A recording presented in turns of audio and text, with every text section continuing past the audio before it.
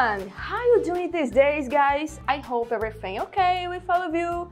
Oi, gente, tudo bem? Eu me chamo Andresa Soares, sou professora de inglês e vou estar aqui com vocês passando um breve conhecimento sobre adverbs of frequency, advérbios de inglês. Tudo bem? Gente, advérbios de frequência, como nós bem sabemos no português, indica a frequência com que algo é feito. No inglês também não é diferente. Eles expressam a frequência, a quantidade de vezes em que algo é feito ou não. São usados também para falar da rotina e para responder à pergunta How often? Com que frequência você faz determinada ação? Aí você usa os advérbios de frequência, os adverbs of frequency, para responder. Vamos a alguns exemplos, tá? Esse primeiro aí, ó. I usually wake up full of energy. Eu normalmente acordo cheio de energia. He never listens to my advice. Ele nunca escuta meus conselhos.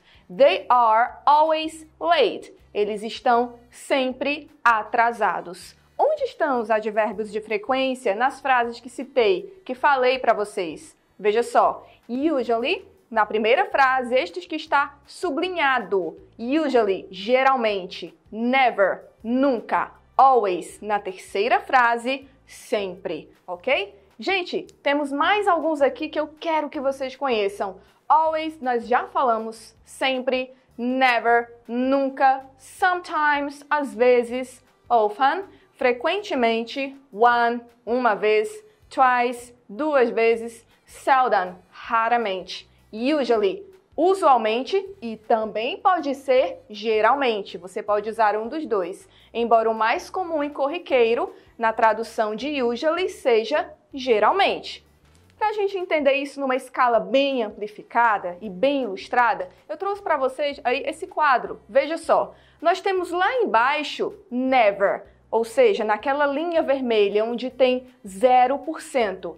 I never go out without money. Eu nunca saio sem dinheiro. Percebe?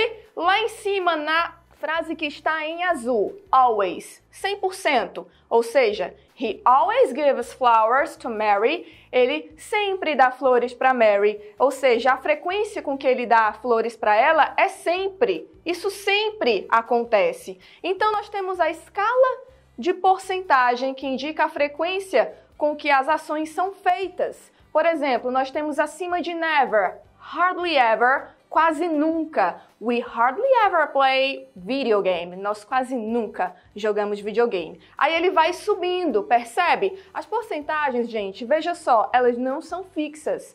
Não devem se fixar na ideia da porcentagem. Justamente, ela é uma ideia, uma percepção do interlocutor que se comunica com o receptor durante uma conversação. É somente para nós termos a noção com que frequência aquela ação é feita, tudo bem? Mas nós não vamos nos prender a isso, tá certo? Aí, dentre always e never, nós temos seldom, raramente, rarely, também significa raramente. Por exemplo, you rarely mix your friendship with business. Você raramente mistura amizade com negócios. Nós temos mais um, onde tem 50%, sometimes, às vezes. They sometimes play soccer until the night. Eles algumas vezes jogam futebol até a noite. Percebe isso? Algumas vezes, frequentemente, geralmente, sempre. Tudo isso são adverbs of frequency. Só que a gente está vendo aqui, claro, num outro idioma, que é o inglês.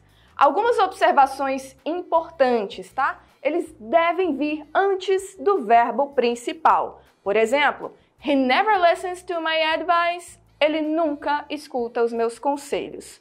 Onde está o verbo principal aí, professora? Olha, listens. Nessa palavrinha que está um pouco mais inclinada aí na tela do seu celular ou do seu notebook. Listen significa escutar, logo é o verbo principal. Never, aí é o advérbio de frequência, que nós vimos há poucos segundos atrás, que significa nunca. Alguns podem vir no começo ou no final da frase, embora geralmente eles apareçam aí no começo, como nós vimos anteriormente. Com o verb to be, o que é o verb to be? Lembra aí, né, gente? Ser e estar. I am, eu sou, eu estou. You are, você é, você está. Tudo isso é verb to be. Então, o advérbio, ele deve vir depois dele.